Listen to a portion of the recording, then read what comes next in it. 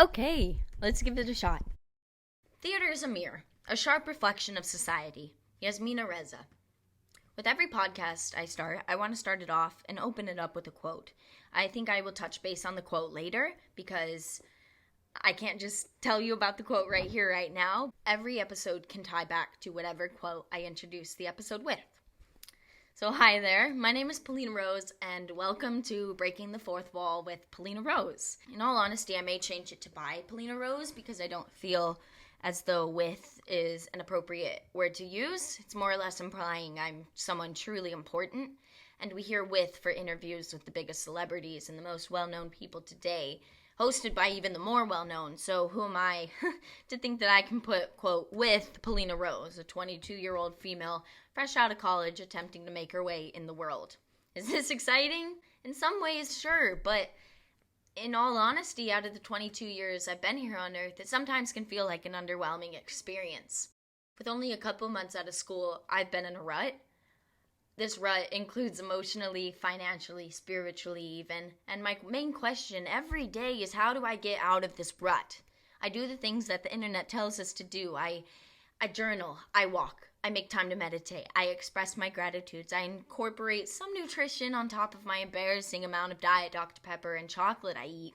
So I'm always questioning, why am I not feeling any better? I'm doing all this stuff. For some backstory, I grew up a happy kid. I was blessed in many ways. I got to experience an immense amount of opportunities as I grew up.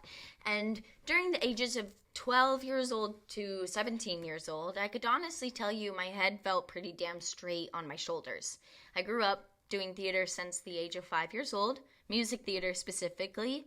I have done some film and done some straight plays, but music theater was where my heart was at. I still like to think it is, quote, at whatever place that was. I'm not too sure though. It became a long-lost love when I stopped studying it in school, music theater that is, and quite frankly, I have a lot of opinions on earning a degree specifically in the arts, strictly accepted due to one's talent. That can be for another time though, but just so we all collectively know, music theater has been part of my life strongly for 18 years. It still lingers in my heart sometimes, here and there, and I still feel this aching feeling to continue to practice and follow the art. So this podcast is created in hopes to do so. I'm sure we're already questioning why 18 years and not the full 22 of loving theater. The pandemic happened. I know we're all probably sick of hearing about the global phenomenon that struck us in 2020, but the impact it had on us, not only physically, but mentally. And the fact that we're all still recovering, or I like to assume we're recovering, despite like Elon Musk and Bezos, all the richies, it's brutal. Not only was this a time for us to recover, but the industries, especially the arts, needed to recover too. I don't necessarily appreciate how pessimistic I sound. However, because of the pandemic, Zoom theater school became a thing, and in Polina's world, Zoom theater school is not the move. I would love to bring recognition to all of the thespians who managed to suffer through that, whether that's you've earned your Zoom school bachelor's or you're still in Zoom school, specifically for theater. However, that was not my cup of tea. You see, being judged in person over your performance and talent, strictly my opinion, was already difficult to do, and it's already a contract that we as theater people sign. However, being judged in person over your performance strictly through a computer screen, projecting probably the most awful audio and Wi-Fi so slow, it was like watching water to boil, that was definitely a no-go in my life. Yes, Zoom school was not fun, and now I had a arch enemy created by Steve Jobs, known as my rose gold MacBook, that couldn't showcase my abilities, all because I lived in a 16-story apartment complex in Chicago with shitty Wi-Fi. The profs gave me a C for my performance on that one. Besides the horrors of Zoom school, my love for theater began to fade in my 20-year-old body. And I found that after the pandemic had hit, I wasn't wearing theater on my sleeve like I used to. And I've done that for years in the past. And the lack of love for theater soon became the lack of love for myself. And then I quit. Dun, dun, dun! I didn't quit. I just made it sound. I didn't quit. I just took a break I still am on that break. I haven't found myself actively auditioning for shows like I used to. But then again, I would still find myself practicing and dropping classes when I could, and train when I was able. It just wasn't as professional as I had wanted it to be, as I had hoped to be, as I'd liked it to be. However, I didn't really put in that much effort either. Has my voice changed over the 3 years of really not studying theater? Absolutely. Can I still hit my money notes and my go-to audition songs despite the amount of tokes I have now introduced into my life? Absolutely. Yes, I can. So I consider that a win in itself.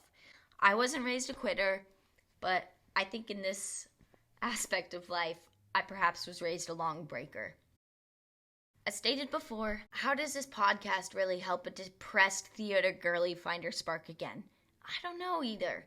I truthfully don't know, but I have hope that this aspect of performing will help me feel somewhat content, as well as talking and expressing my opinions on something I love and something I know relatively well. I wanted to originally name this podcast Sitz Probe, meaning in the theater world that's the first seated rehearsal. I think a lot of people actually aren't fond on that word, hence the hesitation as why I didn't name it that. But, I mean, every podcast from here on out, let's just consider it a Sitz Probe. It's the first seated rehearsal every time I press record.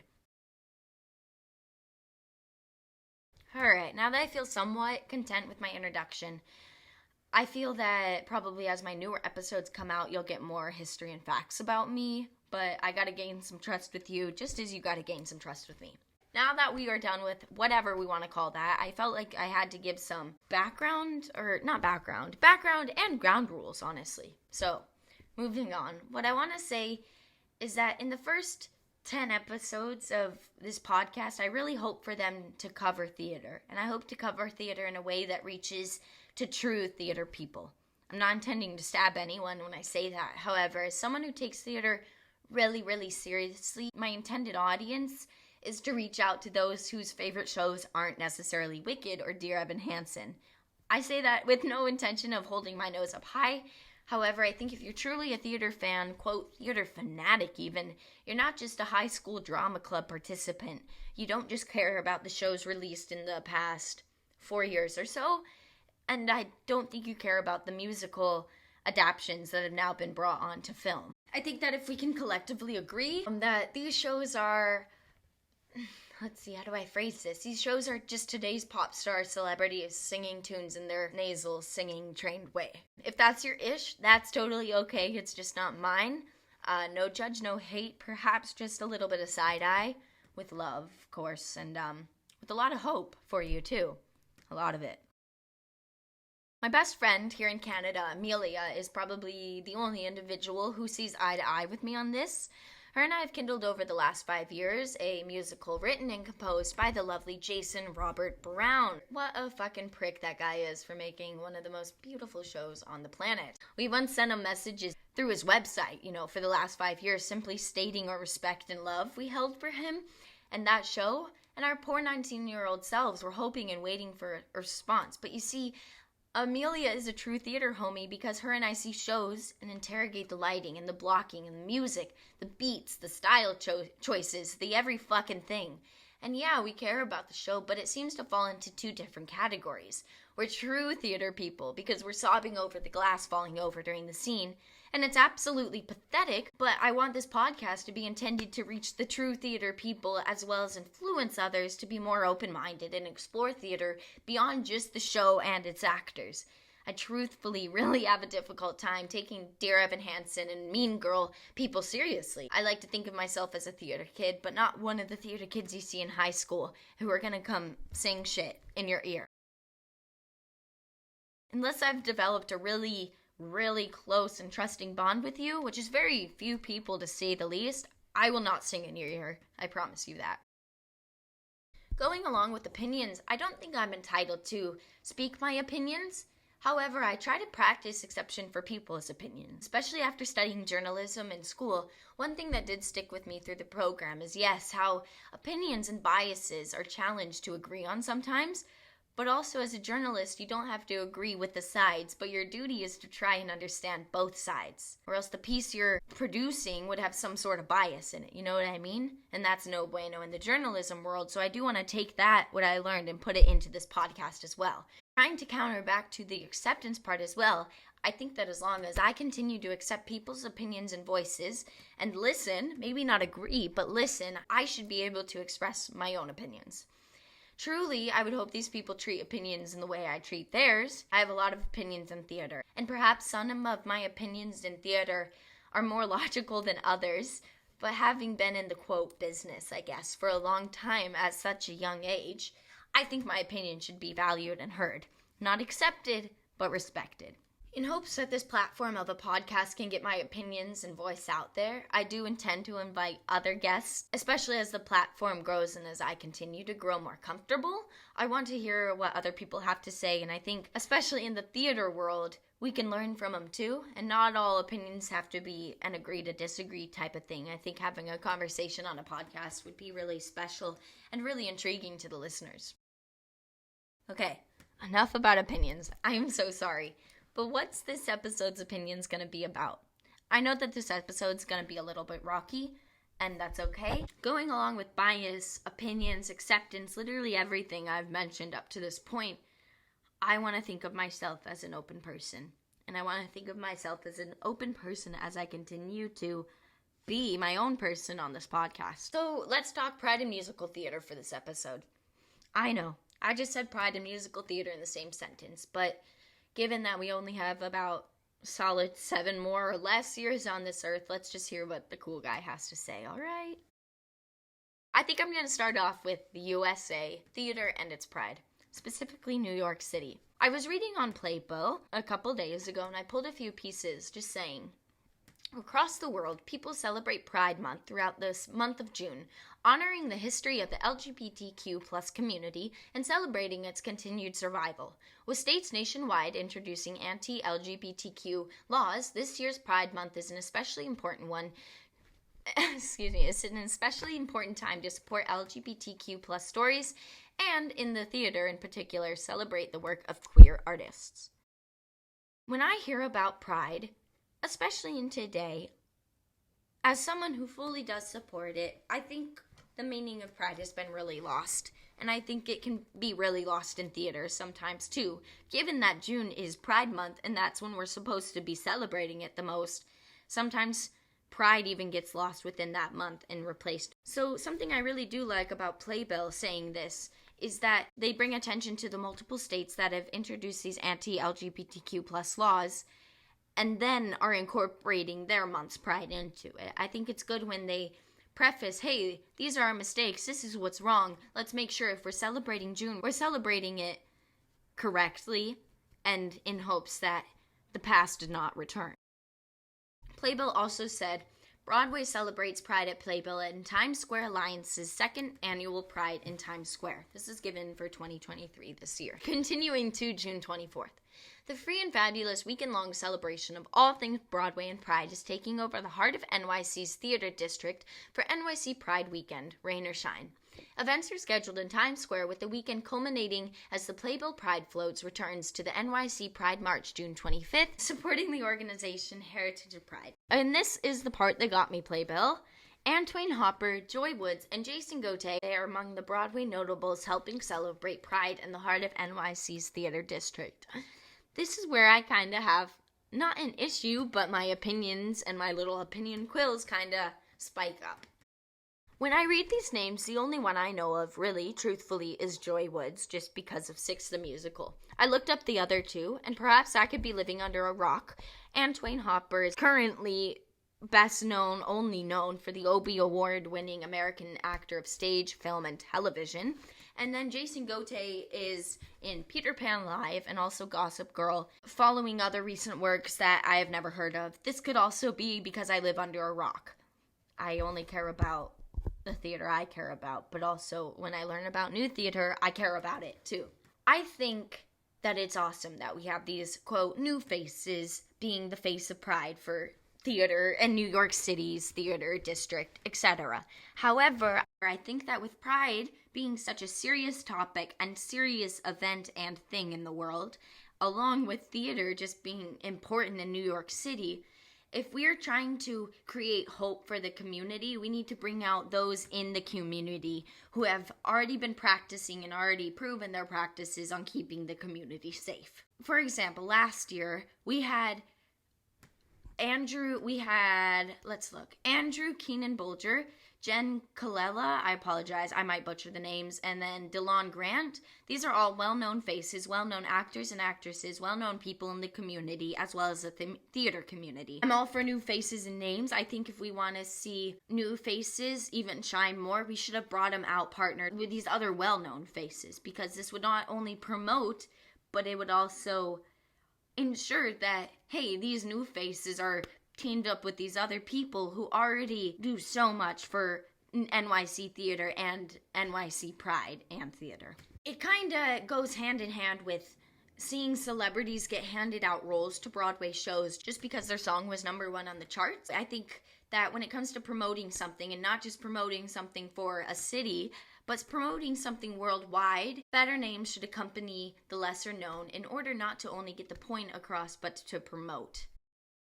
As I continued to read about NYC's Pride and wanted to gain more insight on it, I realized another way that Pride and theater kind of get lost in each other is Pride is only showcased really truthfully in theater during the month of June. Another thing I found when I was reading just about Pride, whether it's in New York, whether it's in theater, whether it's in Toronto, I find that Pride and theater get lost within one another. And as I was reading even more on Playbill, it quotes, "The contributions of the LGBTQ plus writers, directors, performers, choreographers, and so much more appear in so many shows on stage this month." This month meaning June. Last month now, but you know what I mean.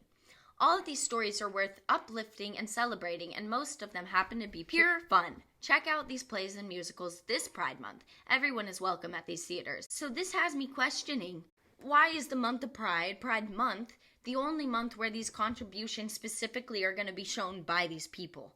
I think that if Pride is going to be a thing in theater, it should not be a thing in theater specifically for this month, specifically showcasing these shows where it's drag, non-binary, same-loving sex couples only in June. Let's see it all year round. Some of the shows I looked at, actually, so the first one that I saw was Shucked. So it said, in this year's ranks of Tony nominees is Alex Newell, also one of the first non-binary Tony nominees for acting. See them on stage as Lulu in Shucked, a farm to fable about their rural town that learns to embrace the outside world when their beloved corn crop starts dying and they need to branch out to find help.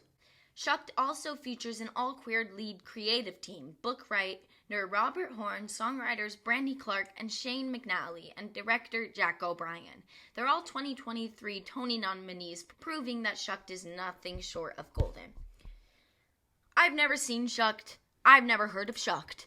However, something that kinda yanks my chains a little bit is how I now am hearing all of this behind the creative team now being named only because it was the month of June. Or was it? I don't know. But another show that I saw was & Juliet, and & Juliet, it's already a 9-time Tony-nominated musical.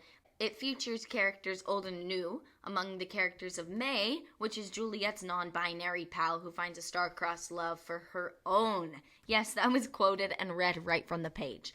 However, when I hear about another non-binary character only being promoted or mentioned in the last week/month, I get a little bit upset when I hear June only being the month dedicated to Pride, when I feel like something as open as Pride and as open as theater should be something that's just celebrated year-round. And I'm not saying that these shows aren't on stage year-round. I'm just saying let's talk about the shows every month and what they did for Pride and what they did for the world and what they did for the audience. There was another show I saw, which was Titanic, and it, excuse my butchering, but that was just including a lot of just multiple queer actors in their show, which I really like, but it's like theater seems to be getting lost in Pride, and Pride seems to be getting lost in theater. It's beginning to borderline Skittles changing their packet to colorless during Pride Month just because of promotion and sales. Like, does Skittles actually support Pride? I don't know. Do these New York article writers, Are they actually supporting Pride, or is it, hey, let's write a Pride article about this specific non-binary character show specifically for June, specifically for this day in June, specifically because of Pride? Is it for Pride or is it for promotion? On the contrary, I think one of the shows that opened my eyes more and made me less upset about the whole Pride thing is Love and Science. And this brings on issues about AIDS crisis, and it talks about two gay medical students that fall in love in the lab. During this time, they're watching their loved ones and friends and family and community succumb this disease. So I think it's really nice when you bring in same-sex love, incorporated same-sex love, talking about AIDS, talking about the dangers and the history AIDS is, as well as promoting it during Pride Month. I think all of those go hand in hand and complement each other very well, rather than just posting an article about Drag Race's star being in one show for the month of June. As a proud fake Torontarian, I will say probably nothing compares to NYC Pride and the thrills and the excitement and all of the variety of things you can do and things you can watch, whether it's watching people, watching shows, or watching their expensive real estate. As much backlash there is because of, and that continues to grow because of same-sex marriage, if you're gonna be celebrating Pride and promoting Pride through your businesses and through whatever it can be, it needs to be promoted with purpose and not just promoted for the money. As I attempt to finish up this episode, I do want to bring back to attention the main quote I started this episode off with. The quote states by Yasmina Reza, "Theater is a mirror, a sharp reflection of society." I think that we can tie this quote back into this episode because a sharp reflection of society seems to be being displayed through theater right now, and it just shows how much society, not just theater specifically, I think cares about money more than the wellness of human beings. I think that not intentionally, New York City, probably Toronto, probably any big city with theater promotes their LGBTQ plus members much more during the month of June than the other months because it's specifically Pride and it's specifically something that will bring in money as well as viewers because it's Pride Month and that's what the queer community is caring about right there in the moment. And when you say theater's a mirror, a sharp reflection of society, history repeats itself. History repeats itself. And I think we've witnessed history repeating itself a lot throughout the years, especially when it does come into Pride specifically. Sharp reflection of society. For all the Pride shows that are being shown during the month of June, or had been shown during the month of June during Pride Month, it does show a sharp reflection of society because it does show the discrimination against the LGBTQ plus community, as well bring awareness to all of the unfortunate series of events that these individuals had to go through in order to get to where they are today, which is barely half free at all. Not specifically are the shows today a reflection of society, but theater in general is a reflection of society because it's only dramatizing the actual real life events we're going through. Theater is not only acting as entertainment to us, it's acting as influences and introspection, and we can discover new things about ourselves or even old things about ourselves, but today, in today's world, we're discovering through theater the world we're living in and how dark it actually is. And you can only discover that by watching theater and watching what unfolds right in front of you. Just like how in life, you don't know what's going to happen next, but the best thing you can do is just stand there and watch it unfold. I hope this tied all back together. I really did try my absolute hardest to plot out this podcast and hopefully relate terms, relate my opinions, relate my experiences all together, all in one, and hopefully relate it to whoever is listening right now. I don't know if I meet my time mark that I really hope to meet. I'm really trying to push 30 minutes for the episodes, but given that this is my first one, I'm not going to be dissatisfied if it's a little bit under. I hope you enjoyed. I apologize if it was rocky, but shamelessly, I'm pretty proud of myself for putting this together, putting it out, and getting it out on time. As a little disclaimer, I would love to do visual podcasts as well, and I had originally filmed myself visually on the screen. However, my devices did not have enough storage to keep that going, so maybe next podcast episode even, I'll have more of my shit in a pile. That way you can see my lovely face rant about all of these opinions that either A, you care about, B, don't care about, or C, just listening to while you're doing your makeup or getting ready for the day. Once again, I'm Polina Rose, and this is Breaking the Fourth Wall with Polina Rose. Thank you so much for tuning in this first episode. A special shout out to Amelia, my True Theater bestie. She is the first named gal here. So, yeah, thank you for tuning in today, and I will see you on the next pod.